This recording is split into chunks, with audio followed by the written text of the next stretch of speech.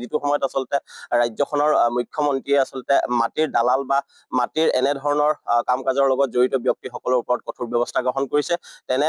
তেনেকুৱা এটা সময়তে শিৱসাগৰৰ জনৈক যোশী নামৰ এজন ব্যক্তিয়ে এই অসমীয়া এগৰাকী ব্যক্তিৰ নিজৰ মাটি ম্যাদী মাটি আচলতে কাঢ়ি লোৱাৰ যি চক্ৰান্ত কৰিছে তাত আমি নিশ্চিতভাৱে গৰিহণা দিছো আৰু এই ক্ষেত্ৰত আমি অভিযোগ উঠিছে যে শিৱসাগৰ জিলা প্ৰশাসনে তেওঁলোকক সহযোগ কৰিছে গতিকে মুখ্যমন্ত্ৰী মহোদয়লৈ আমি আহ্বান জনাইছো যে এনেধৰণৰ কাম কাজৰ লগত শিৱসাগৰ আৰক্ষী কি কাৰণে জড়িত হ'ব পাৰিলে বা এনেধৰণৰ দিন দুপৰতে এগৰাকী অনা অসমীয়া ব্যক্তিয়ে অসমীয়া মানুহৰ মাটি কঢ়াৰ ক্ষেত্ৰত আচলতে দিন দুপৰতে কি ধৰণে গুণ্ডা বাহিনী লৈ গৈ বেলেগ ধৰণৰ চিটুৱেশ্যন ক্ৰিয়েট কৰিছে তাৰ ওপৰত সন্দেহ উপজিছে গতিকে আমি অসম চৰকাৰলৈ আহ্বান জনাইছো শিৱসাগৰ জিলা প্ৰশাসনলৈ আমি আহ্বান জনাইছো যে অনতি পলমে এই চক্ৰৰ লগত জড়িত যি যোশী উপাধিৰ মানুহ তেখেতক গ্ৰেপ্তাৰ কৰিব লাগে আৰু তেখেতৰ লগত যি হাংগু পাংগু বা যি কেইজন আচলতে গুণ্ডা বাহিনী লৈ এই অসমীয়া মানুহজনৰ পৰা মাটি কঢ়াৰ চেষ্টা কৰিলে তেওঁৰ ওপৰত বিহিত ব্যৱস্থা গ্ৰহণ কৰিব লাগে অন্যথা কিন্তু আমি অসমীয়া যুৱ মঞ্চই এই ব্যক্তিজনৰ কাষত ইতিমধ্যে আমি থিয় দিছো আৰু প্ৰশাসনে যদিহে তেওঁক ন্যায় প্ৰদান কৰিব নোৱাৰে তাৰ পিছত আমি কিন্তু শিৱসাগৰ জিলা প্ৰশাসনৰ এগেইনষ্টত যাবলৈ আমি কুণ্ঠাবোধ নকৰিম শিৱসাগৰত অনা অসমীয়াই অসমীয়াৰ মাটি দখল কৰাৰ যিটো অভিয়ন্তি কৰিছে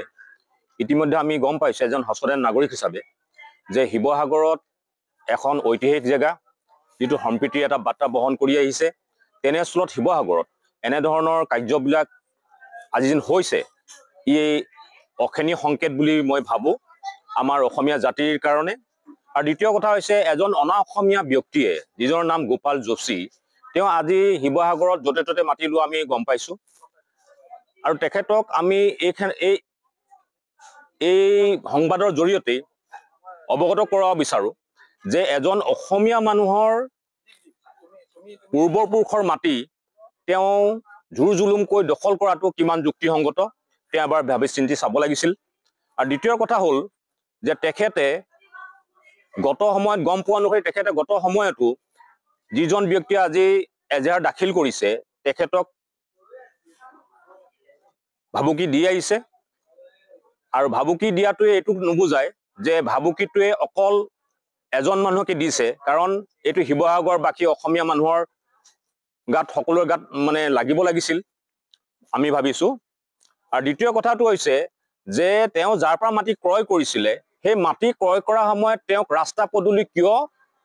সমজাই দিয়া হোৱা নাছিল আমি তেওঁ মাটি ক্ৰয় কৰাত আমি বেয়া পোৱা নাই কিন্তু কথাটো হৈছে তেওঁক ৰাস্তা পদূলি সমজাই দিব লাগিছিলে যিজনে ব্যক্তিৰ পৰা তেওঁ ক্ৰয় কৰিছিলে সেই ব্যক্তিজনক তেওঁ কি হিচাপে লৈছিলে সেইটো আমি নাজানো এতিয়া দ্বিতীয় কথা হৈছে কি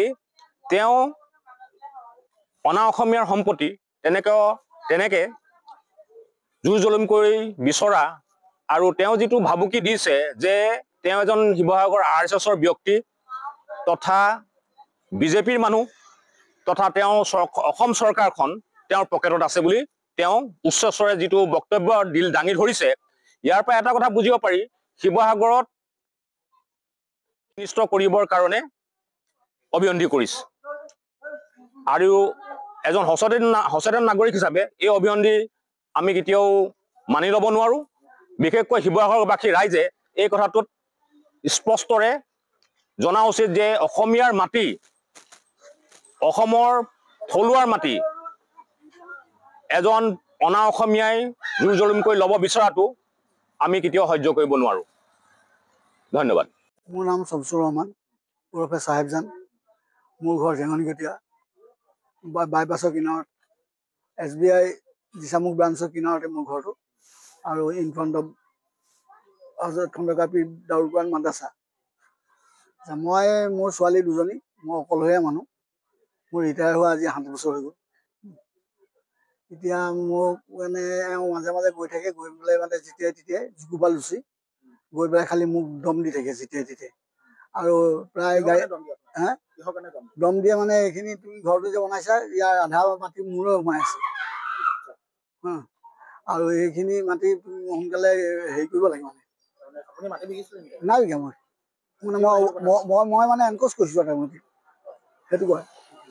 আৰু যেতিয়াই তেতিয়াই কয় মানে মাটিখিনি মানে এই মুখৰ মাটিখিনি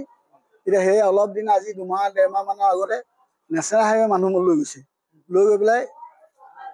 মোৰ মাটিখিনি আৰু 8 ফুট 10 ফুটমান ভিতৰলৈ এটা পোষ্ট পুতি দিছে 2-3টা পোষ্ট পুতিছে পুতি পেলাই কৈছে যে এইখিনি মানে নেশ্যনেল হাইৱে মাটি হা নেশ্যনেল হাইৱে মাটিখিনি নেশ্যনেল হাইৱে মাটি মোৰ মাটি আছে আৰু তাতে মানে সেইবোৰ মানুহ নি পেলাই হেৰি কৰিছে এবাৰ মাজতে পুলিচ লৈও গৈছে সেইবোৰ মানে মোক ভয়ভীত খুৱাই থাকে আৰু মানে সেইবিলাক আজিও এতিয়া গৈছে গৈ পেলাই মানে মোৰ ফেঞ্চিংখন দিছিলোঁ ফেঞ্চিংখন মই দেখিছোঁ যে ফেঞ্চিংখন এতিয়া নিদিলে সি আৰু এতিয়া মাটি পেলাব এতিয়া হেৰিয়ে তেতিয়া সি সুবিধা লৈ ল'ব পুৰা কাৰণ ফেঞ্চিংখন দিয়া হৈছিলে সেই ফেঞ্চিংখন সি গৈ পেলাই তাৰ মানুহ লগাই একদম মানে গুণ্ডা বাহিনী লৈ গৈছে লৈ গৈ মানে সেইখিনি মানে উঘালি পেলাইছে মানে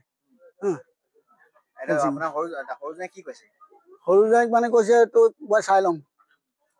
তোক যেতিয়ালৈকে মই নামাৰো চাবি তই তোক মাৰি পেলাম মই দম দিছে আগতে মোক মানে দম দিয়ে দুবাৰ দম দিছে সি আগতে